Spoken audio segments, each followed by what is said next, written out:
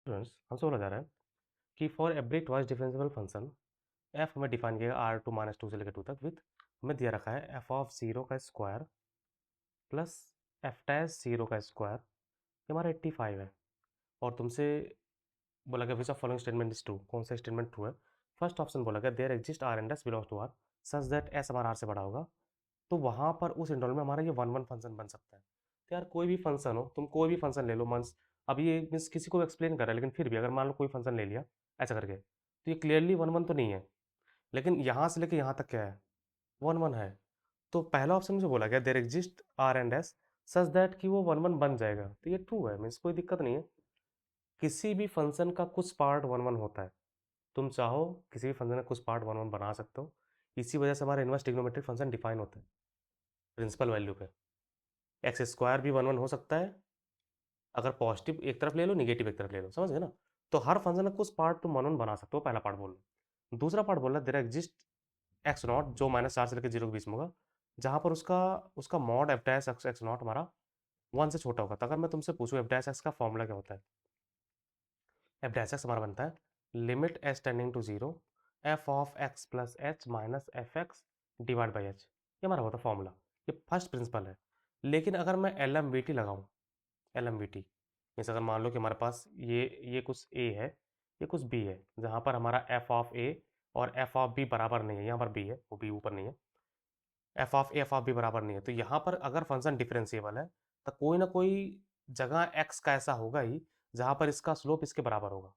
तो F dash x यहाँ पर आ जाएगा एल एम बी टी के हिसाब से, एफ डैश एक्स हमारा बन जाएगा कि F B minus F A upon B minus A. कहीं ना कहीं एटलीस्ट एक एक्स पे तो होगा ही होगा अगर फंक्शन डिफरेंशिएबल है और ए और बी बराबर नहीं है। अगर दोनों बराबर हो जाए तो ये जीरो हो जाएगा। तुमसे बोला गया एफ डैश एक्स नॉट, कोई कोई एक्स, तो मैं एल एम बी टी लगा रहा हूँ -4 और 0 पे, एल एम बी टी में लगा रहा हूँ -4 पे और 0 पे।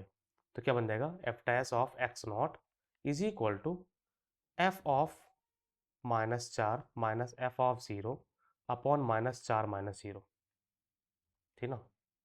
ये हमारा बन गया। तो हमारे पास एक क्लियरली जो लिखा गया, हमारा लिखा गया एफ ऑफ वो को माइनस साइन से मैं ऊपर मल्टीप्लाई कर दे रहा हूँ, माइनस साइन से ऊपर मल्टीप्लाई, तो हमारे पास बन जाएगा ये F of 0 minus f of -4 upon 4, ये हमारा आ जाएगा f dash of x not.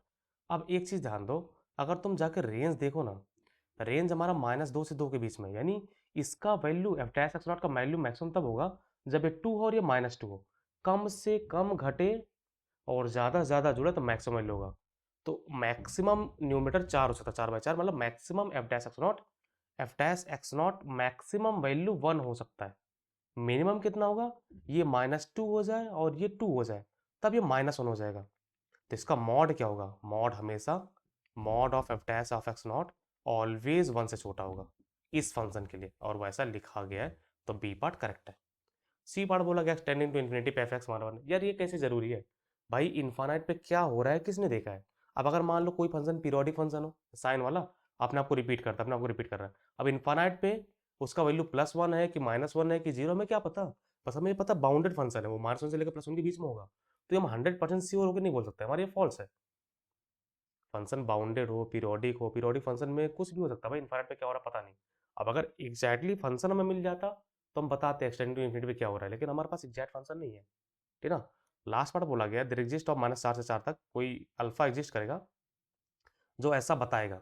तो मैं अपनी मर्जी से अगर मैं एक फंक्शन मान लूँ एच एक्स हम मान लें एफ एक्स का square plus f dash x का स्क्वायर, क्योंकि हमारा एफ एक्स डिफरेंशिएबल है तब डैश एक्स भी डिफरेंशिएबल होगा। तो इसमें से हम कुछ चीज़ निकाल सकते हैं। अगर मैंने इसमें जीरो पुट कर दिया तो जीरो हमारा आ जाएगा एफ जीरो का square plus f dash zero का स्क्वायर। एक्चुअली तुम्हें ये वैल्यू दिया हुआ है, ये हमें दिया गया है कि हमें ये 85 है, ठीक ना, ये हमें 85 दिया हुआ है। तो हमें एक चीज़ मिल जाएगा कि एच एच जीरो हमारा 85 है, क्लियर, ये हमें मिल गया है। ओके, दो तीन चीज़ें मैं तुम्हें और ऑब्जर्व करा दूँ क्योंकि ये बहुत ज़रूरी है। हमें यहाँ पर -4 से 4 बहुत हाई, मतलब एक्चुअली देयर एग्जिस्ट बोला गया है, इसको हाईलाइट किया गया है -4 से 4 के बीच में होने वाला है। तो मैं अगर तुम्हें ध्यान दिलाऊँ कि हमने एक चीज़ प्रूव कर लिया है कि अब डैश एक्स नॉट जो है वो -4 से 0 में 1 से छोटा है, ठीक ना, 1 से छोटा है एफ डैश एक्स नॉट। और अगर तुम्हें मैं इधर याद दिलाऊँ कि एफ डैश एफ एक्स का मॉड अगर मैं बोलूँ ये हमारा 2 से छोटा है, रेंज देखो ना, रेंज 1 -2। तो अगर मैं तुमसे पूछूं कि -4 से 0 और 0 से 4, दोनों में हमारा ये पता है कि एफ डैश x1 जो है, बहुत केयरफुली समझना, अगर मान लो मैं -4 से 0 देख रहा हूँ, तब डैश x1 का मॉड हमें पता है क्लियरली 1 से छोटा है, और हमें ये भी पता है कि f ऑफ x1 2 से छोटा है। तो अगर मैं तुमसे पूछूं h ऑफ x1 ये हमारा 5 से छोटा होगा। कब कब -4 से लेकर 0 तक। कैच कर रहे हो ना मैं भाई, इसका स्क्वायर 1 का स्क्वायर 1, 2 का स्क्वायर 4, तो 5 से छोटा होगा। अब इसका मतलब क्या है कि जब -4 से 0 के बीच में कोई x1 है, कोई x1 है जो -4 से लेकर 0 के बीच में लाई कर रहा है, वहां पर जो वैल्यू है वो 5 से छोटा है, और एग्जैक्टली 0 पे 85 है, ध्यान रहे एग्जैक्टली 0 पे 85 है। अब मैं एक x2 ले रहा हूँ, x2 जो 0 से लेकर 4 के बीच में है। अगर हम LMVT लगाएं, यहाँ पर x2 पे भी LMVT लगाएं, तो मैं देख पाएंगे कि f ऑफ x2 का जो मॉड है वो भी हमारा 1 से छोटा होगा। भाई f0 माइनस f4 अपॉन 0 -4, फिर से हम बोलेंगे कि मैक्सिमम वैल्यू 2 होगा, मिनिमम वैल्यू -2 होगा, तो हम उसका मॉड 4 से छोटा, मतलब 1 से छोटा कर देंगे, ठीक ना। और हमें ये ऑलरेडी पता है हमेशा 2 छोटा है, तो हम ये भी बता सकते हैं कि h ऑफ x2 जो होगा वो भी 5 से छोटा होगा। किसके लिए? x बिलोंग्स टू 0 से 4। इसका सीधा मतलब क्या है? इसका सीधा मतलब है कि कहीं पर मैक्सिमा हो रहा है, एक अल्फा है जो x1 और x2 के बीच में है, जहां पे मैक्सिमम वैल्यू होने वाला है, एक मैक्सिमा कंटेन का मतलब एक क्रिटिकल पॉइंट आएगा। तो क्या करेंगे हम इसको डिफरेंशिएट कर देंगे, एच एक्स को डिफरेंशिएट करें तो हमारे पास बन जाएगा h dash x is equal to 2f(x) into f dash x plus 2f(x) into f double dash x, और मैं 2f(x) कॉमन ले लूंगा, 2f(x) कॉमन तो हमारा बन जाएगा ये fx plus F double dash x, और क्रिटिकल पॉइंट होना ही है तो हमारा 0 कर देंगे हम। अब हमारे पास दो कंडीशन है, एक एफ डैश एक्स 0 हो जाए, और f x plus f dash x is equal to 0 हो जाए। ध्यान डैश का वैल्यू मैं अल्फा दे रहा हूँ, तो हम दो वैल्यू देख सकते हैं, या तो एफ डैश अल्फा 0 हो जाएगा, और हमारा क्या होगा, F of alpha plus F double dash alpha 0 होगा। अब बहुत केयरफुली देखना, अगर एफ डैश अल्फा 0 हुआ, अगर एफ डैश अल्फा 0 हुआ, तो हमारा एफ ऑफ अल्फा का स्क्वायर मीन्स ये तो हमारा 0 हो गया, तो हमारा आ जाएगा h of alpha is equal to f of alpha का स्क्वायर।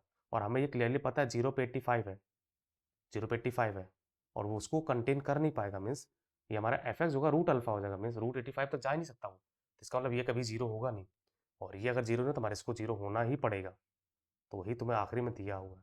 मेन चीज़ में ये था कि भाई -4 से 4 तुम रियलाइज़ कर पाओगे, इसी का कोई यूज़ किया जा रहा है, ये भी हमारा करेक्ट है।